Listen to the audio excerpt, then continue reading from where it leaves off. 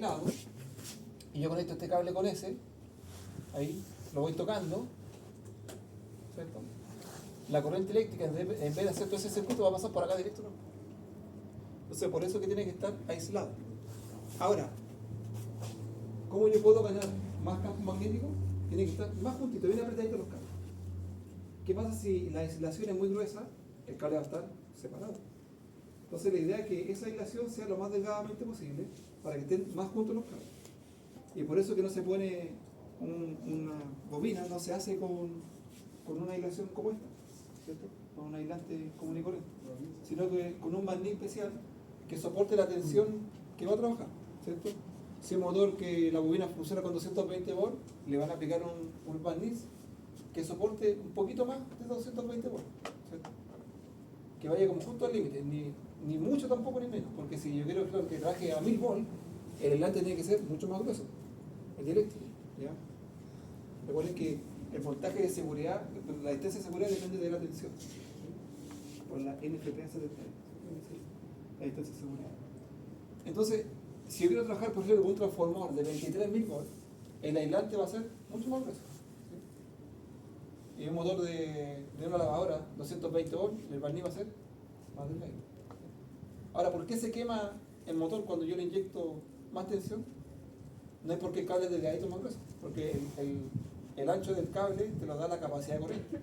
Es por el aislante, ¿ya?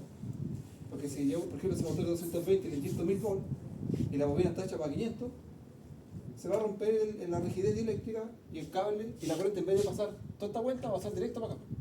¿Y cómo se llama esto? Un corto circuito, porque el circuito, en vez de hacer todo ese recorrido, hace ese recorrido cortito, ¿no? ¿Ya? Entonces, por eso que uno, cuando hace las pruebas de aislación, lo que prueba es la rigidez eléctrica que trae el barniz, ¿cierto? Para probar que no haya perdido sus propiedades eléctricas. Eso es como las pruebas que se hacen, ¿ya? Además que a veces no basta con una prueba instantánea, porque la rigidez eléctrica no depende de un momento exacto, sino que también depende de cuánto tiempo esté energizado. Y ahí están las pruebas, ¿cierto?, que se le hacen de 1 minuto, 10 minutos, se hacen diferentes pruebas. El DAP, ¿cierto? Que eso lo va a ver después en máquina eléctrica, como adelante. Pero precisamente viene por eso, ¿ya? Porque el barniz viene diseñado para tener la menor distancia entre las bobinas para ganar mayor capacidad, ¿ya? Por lo tanto, te funciona con campo magnético y te funciona con campo eléctrico, ¿ya? Ahora, estos dos, ¿cierto?, van a generar ese campo magnético y campo eléctrico. Se ponen un tiempo, no es de manera instantánea. Es como que yo quiero abrir la puerta al tiro, ¿cierto? No voy a poder. Yo creo que en 1 milisegundo se abre la puerta, aunque tenga la mayor velocidad de mi brazo, tengo resistencia del viento, el roce de la pizarra, ¿cierto? Un conjunto de cosas que no me permiten hacer el cambio de manera instantánea. Acá igual, ¿ya? Tenemos propiedades propias, valga la redundancia, de estos materiales que no permiten hacer un cambio instantáneo, ¿ya? Comencemos con el condensador. Entonces le explicaba que el condensador está compuesto de 2 placas paralelas, ¿ya? Y como tiene un material eléctrico, ¿cierto? Idealmente no conduce corriente eléctrica, ¿ya? Pero la corriente depende de C, que es la capacidad de este condensador, y depende de la variación de tensión, ¿ya? Si yo varío la tensión acá, positivo o negativo, va variando para allá y para acá, va a circular la corriente, ¿ya? Depende de la variación. Por eso, si el voltaje es constante, ¿cuánto es la corriente que pasa por acá? ¿Cuánto es la derivada de una constante? 0. ¿Ya? ¿Qué pasa entonces en corriente continua cuando ya está estable el sistema? ¿Ya? ¿El condensador se comporta como un circuito? Ahí. ¿Ya? Por eso que no se analizan las impedancias en un circuito de corriente continua, ¿ya? Porque el momento que yo conecté y el condensador ya se cargó, ya se comporta como un circuito abierto, ¿sí? Porque ya no hay variación de tensión, ¿sí? Entonces vamos a quedar con esa ecuación, la voy a anotar por aquí. Entonces la corriente de un condensador en el tiempo es igual. Hoy día me están fallando los plumones. Será la capacitancia por la variación del voltaje en el tiempo partido de t. Ya vamos a ocupar esta ecuación. Entonces, más que calcular, lo que me interesa es interpretar esto, ¿sí? Entonces, el voltaje constante, como no tengo variación de tensión, la corriente es 0. Ahora, ¿qué ocurre si yo varío esto rápido? ¿Qué mide la derivada? La diferencia, ¿cierto? O sea, entre más grande la variación y menos el tiempo, la derivada va a ser más grande. Entonces la derivada lo que te mide es cuánto está variando algo. Por ejemplo, si yo saco la derivada de la velocidad, por ejemplo, puedo saber la aceleración de la velocidad, ¿sí? Y así sucesivamente. Entonces, si yo creo una corriente alta que pase por el capacitor, existe una alta variación de tensión, una pendiente grande. Ahí voy a tener una corriente alta. ¿Sí? ¿Qué pasa con eso? O al revés, ¿qué pasa si hay una variación rápida? La corriente también va a variar rápido. Entonces, ¿qué depende esa corriente también? De la frecuencia. ¿Ya? De la frecuencia de la red. Ahora, si la frecuencia de la red es cero, por ejemplo, corriente continua, esta es cero, porque no tengo variación, no tengo frecuencia.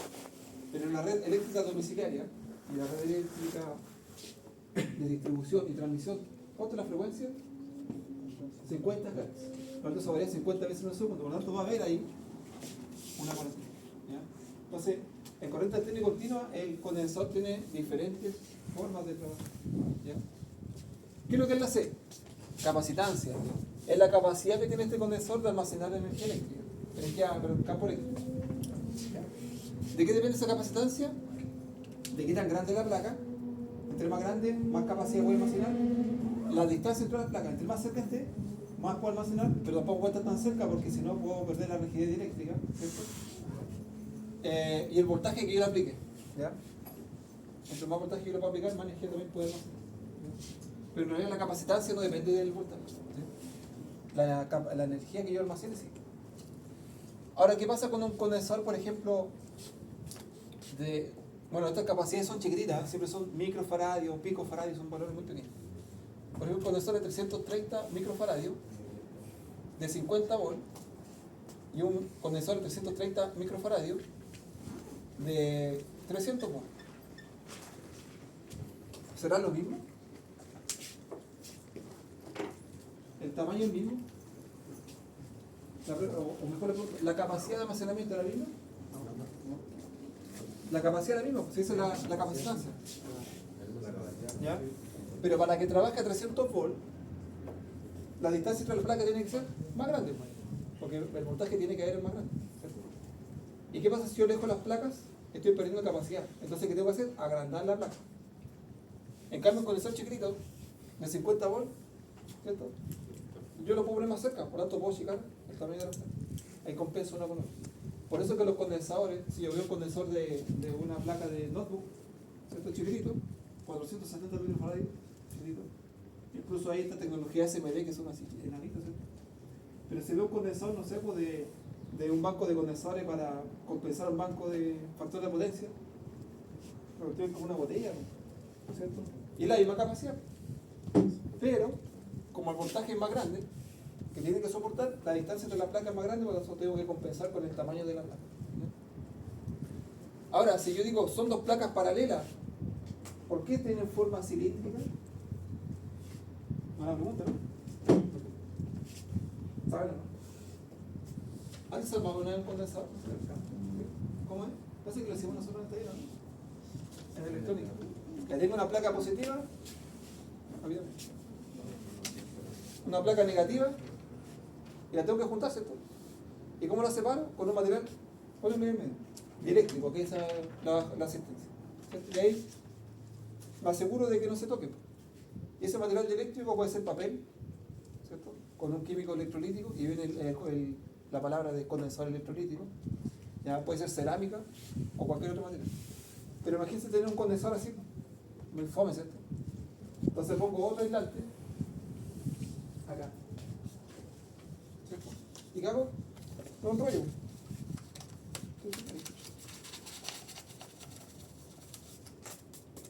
Y ahí está la forma de condensador. Son dos placas enrolladas, con dos materiales eléctricos. Si el material es con un químico electrolítico, se llama condensador electrolítico.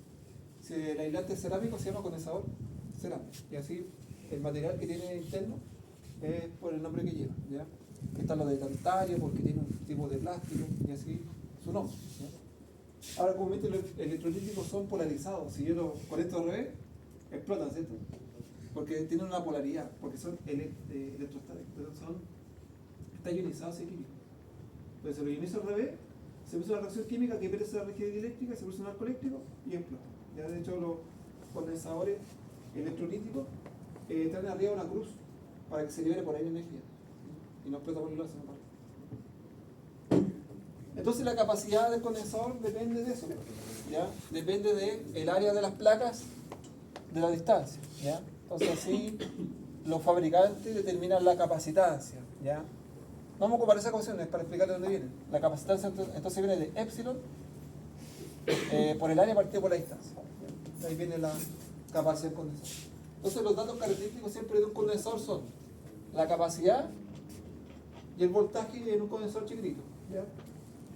Cuando ya hablamos de banco de condensadores, además tengo que saber la potencia reactiva que consume ese condensador, que lo vamos a ver más adelante.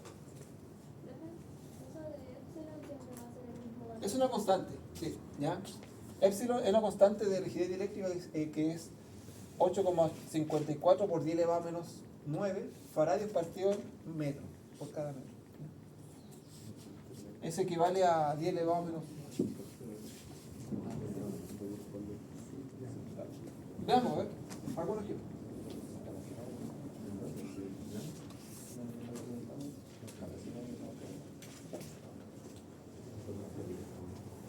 Apliquemos a ecuaciones. Olvídense de que la integral es esta cosa. Entendamos qué es la integral, para qué me sirve. Perdón, la derivada. ¿Ya? La derivada lo que te mide, al momento de aplicar la derivada, te mide cuánto está variando algo. ¿Cuánto varía? Entonces, si saco la derivada de la aceleración, me dice qué velocidad cambió. ¿Sí? Si la aceleración es 0, quiere decir que la velocidad es constante. ¿Sí? Así sucesivamente. Entonces, vamos aquí. Aquí tengo una tensión, aquí era 0 volt y después aumentó a 1. Entonces, como hubo una variación, hay una rampa de aumento. Entonces, como hay una variación, ¿va a existir una corriente? Sí. ¿Ya? Entonces, hay una corriente acá, por ejemplo, de 3 amperes. ¿Ya? Pero aquí cuando se mantiene constante, como no hay variación, ¿qué pasa con la corriente? No circula, es 0. Después hay una variación negativa, quiere decir que yo cambié la polaridad. Por lo tanto, la corriente es negativa. ¿Ya? Y después cuando se mantiene constante, no, es 0. Entonces, ¿cuándo hubo una circulación de corriente por el condensador? Cuando varió la tensión en sus terminales. ¿Ya? ¿Qué pasa ahí? Veamos la amplitud de la tensión. Era 1 volt, ¿cierto? ¿Y ahí cuánto es? 1 volt también. ¿Cuánto es la corriente? 3 amperes. ¿Cuánto acá? 30 amperes. ¿Por qué, profe, ese voltaje es el mismo? Ah, pero que aquí estamos calculando cuánto varía esa tensión. Ahora, varió lo mismo, pero en menos tiempo. ¿Sí?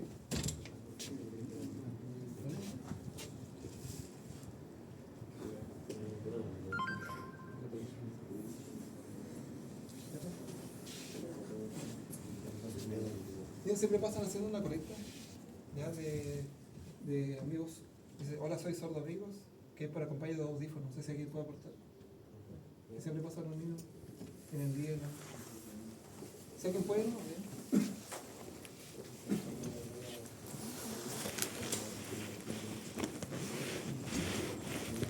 Gracias. Mientras tanto, analicen eso. Analicen eso. Y analicen esto igual. Analicen esto. Suéltale.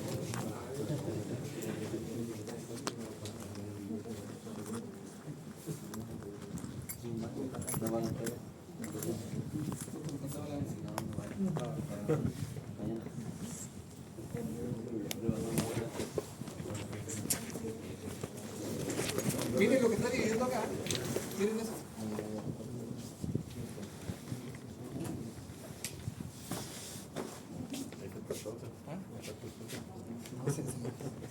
Que siempre te lo conozco.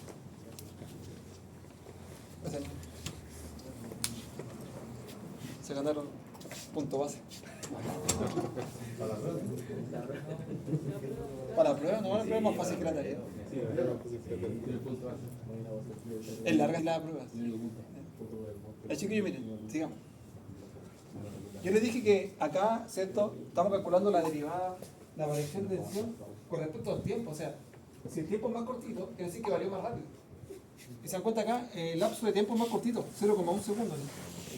Por lo tanto, la corriente va a ser mayor. Porque varió de 0 a 1 volt, pero fue más rápido. Y de hecho, la rampa, si se dan cuenta, tiene mayor pendiente. ¿Se acuerdan de esto?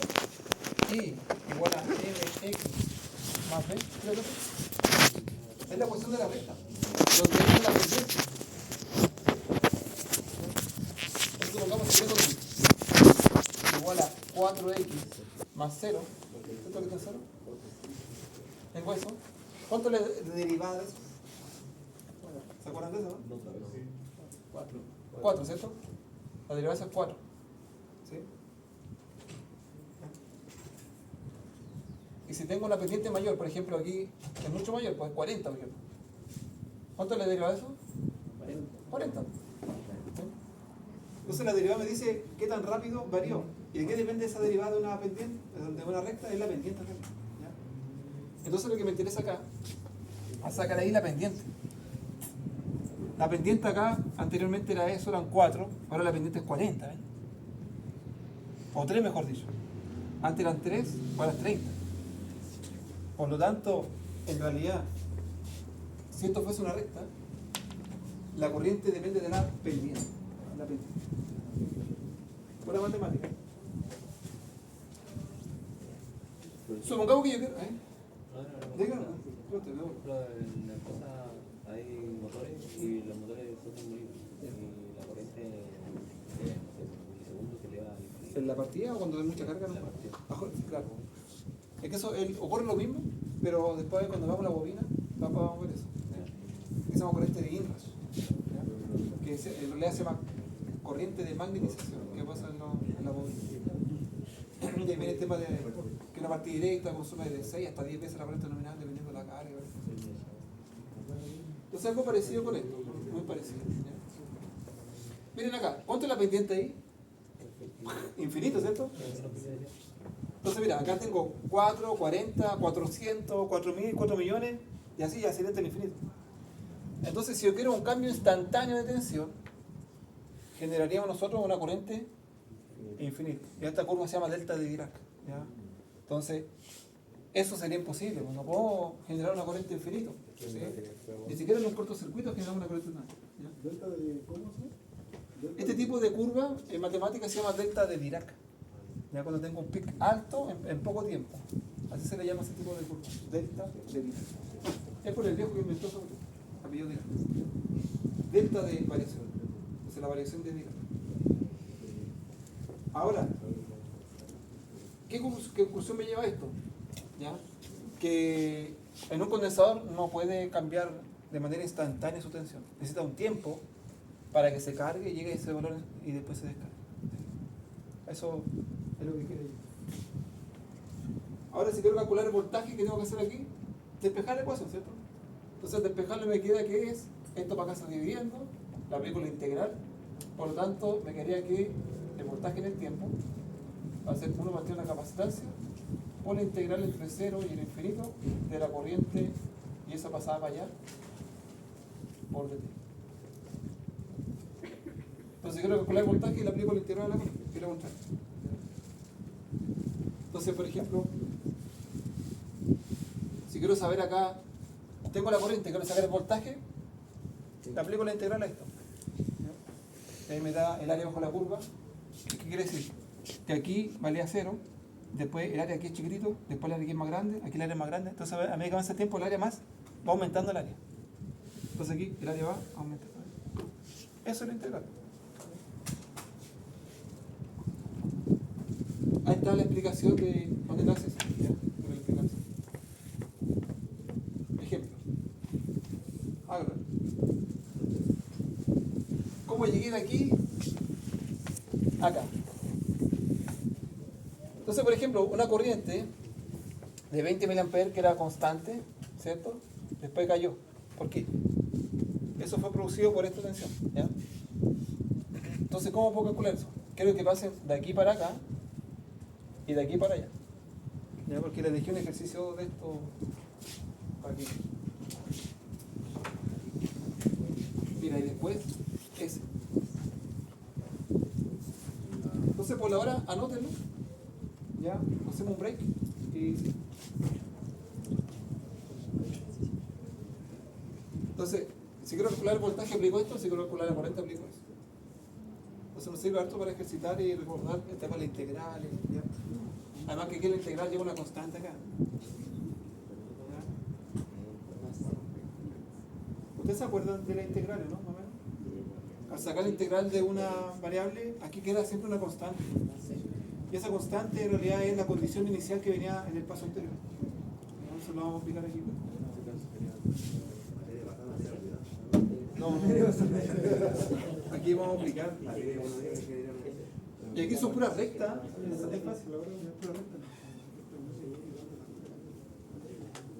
Ahora, si le pongo una sinusoidal, ahí lo pongo.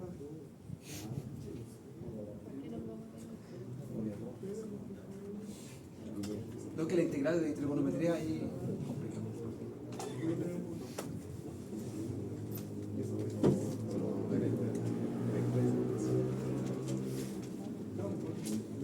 Serie de Fourier.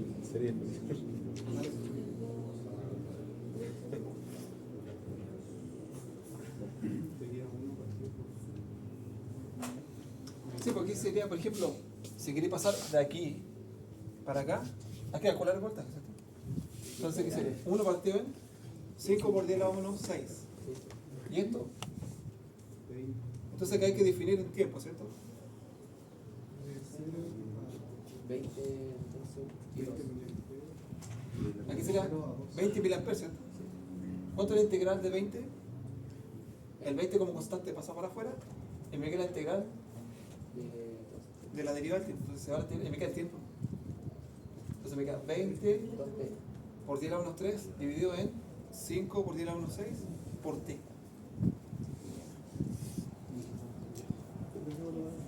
El tiempo son de cosas. Y el tiempo es de 0 a 2 milisegundos.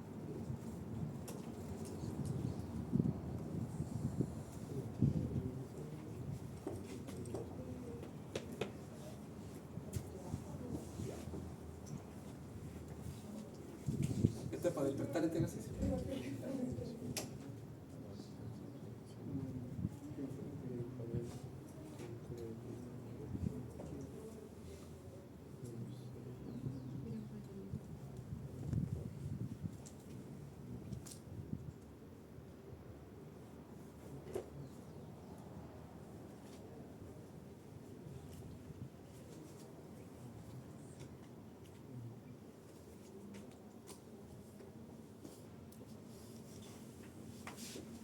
Yo le hablaba en la clase pasada que en electricidad existía el concepto de dualidad. Dualidad. Entonces aquí la bobina y el condensador son lo contrario.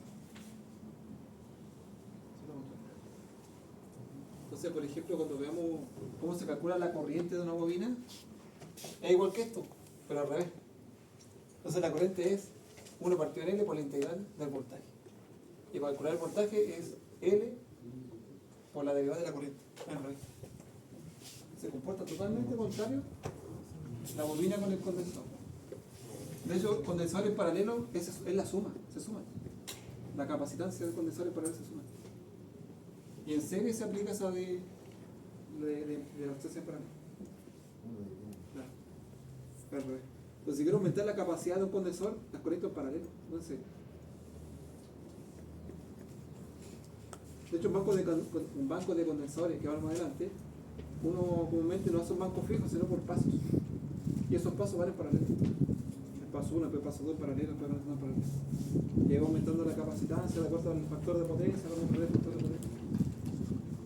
Entonces vamos a llegar a eso.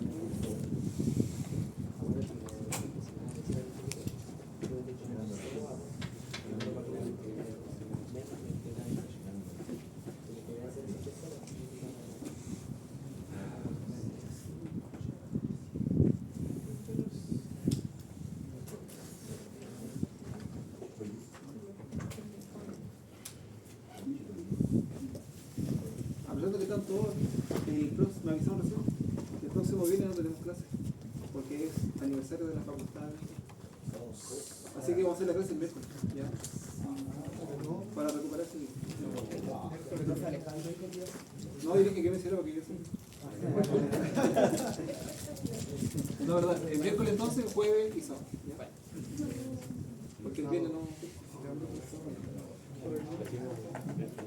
Miércoles y sábado. Ya, chiquillos, descansen un ratito. Nos juntamos acá a las 9. Ya media hora para que